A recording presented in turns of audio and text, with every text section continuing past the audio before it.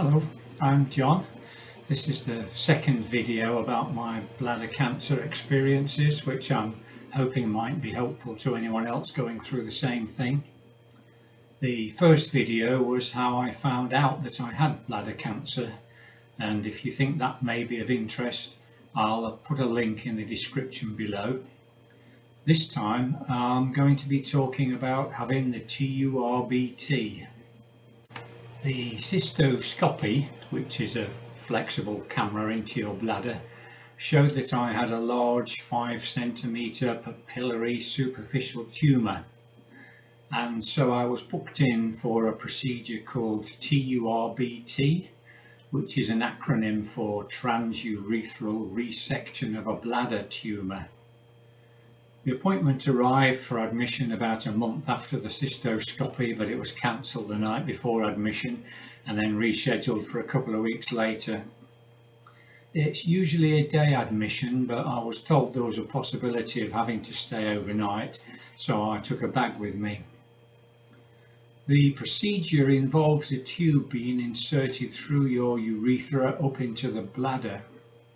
Inside the tube goes a light and a camera so that the surgeon can see what he's doing, and there's also either a laser or a hot wire loop which is used to shave the tumour away into small pieces. I think sometimes samples of the tumour can be collected through the tube, and other times they're extracted from your bladder with a syringe after the tube has been removed.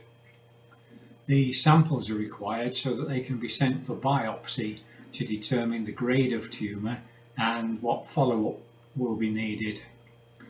The equipment they use is called a resectoscope.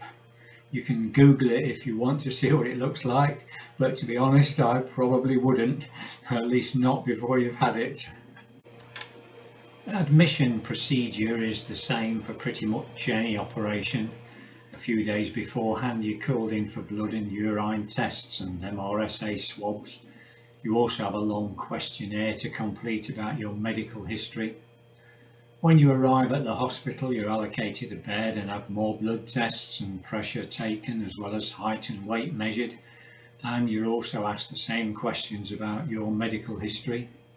The consultant visits to check that you understand what he's going to do and get you to sign a consent form, and the anaesthetist has a chat with you.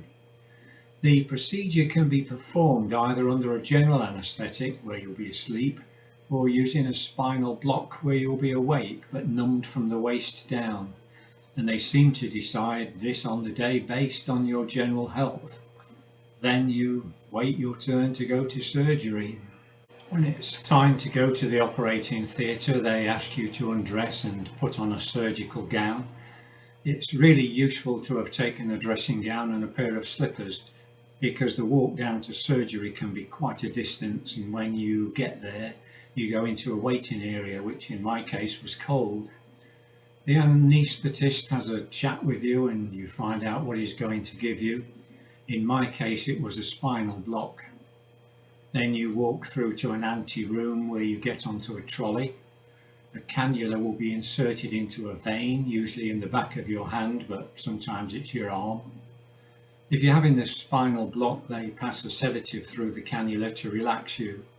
Then they spray a freezing agent onto your back before inserting the needle. When I say freezing, it really is, and it's quite a shock. After that, I didn't feel anything when the needle was inserted to inject the spinal block. You lay back on the trolley and they wheel you into theatre. There seems to be a lot of people around, but they're all cheerful and chatty. And with the sedative I felt quite calm and relaxed.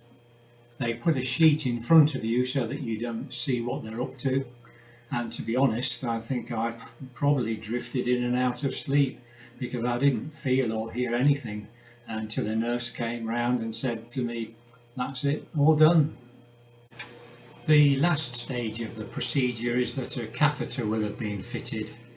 This has 2 tubes, one to flow saline fluid into your bladder to help with the healing process, and one to drain it away.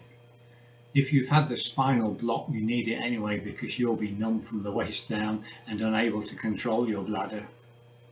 In the recovery room I had a bit of a problem because the draining tube had become blocked and so my bladder was filling up. I didn't know what was happening, but I was feeling in some discomfort. Fortunately, a nurse noticed and fetched the surgeon. He used a large syringe to free the blockage and allow my bladder to empty. Apparently this can happen sometimes because there's quite a bit of debris coming out after the tumour has been broken up.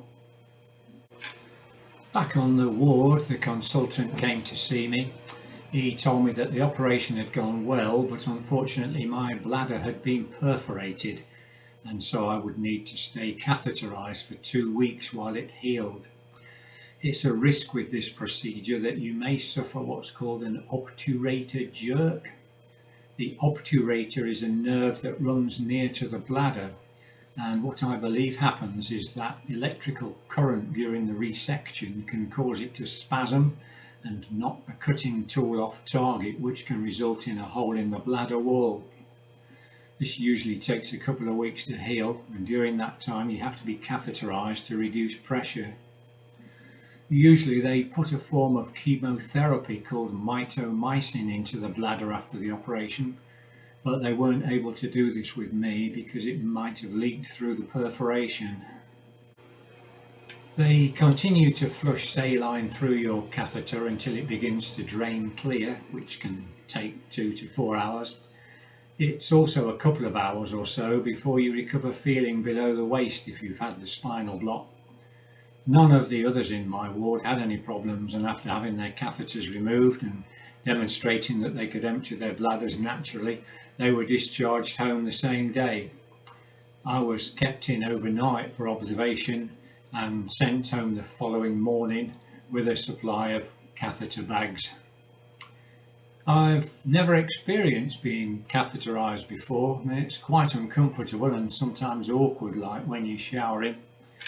You have to drain the bag every couple of hours or so, and at night you attach an extra one called a night bag with an overflow tube so that you can sleep through without having to keep emptying it.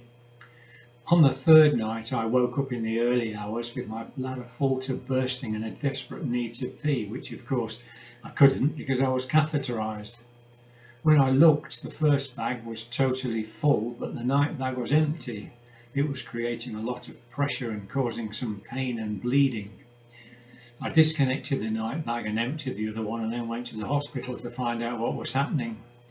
Again, it turned out that debris had blocked the overflow tube. After that, I was afraid to sleep and started setting my alarm for every 2 hours in case it happened again. When the 2 weeks were up, I had to go for something called a TURBT, which is trial without catheter. They remove it and give you water to drink. Then you have to be able to empty your bladder naturally twice within a 2-hour period. Luckily I was able to do it, and after an ultrasound scan showed that my bladder was emptying properly, I was able to go home without the catheter, which was a relief. Shortly afterwards I was called in to see the consultant and discuss the results of my biopsy. And in the next video I'll talk about that and what happens next. Well, I hope this may have been helpful, and I wish you good luck with whatever it is that you're going through.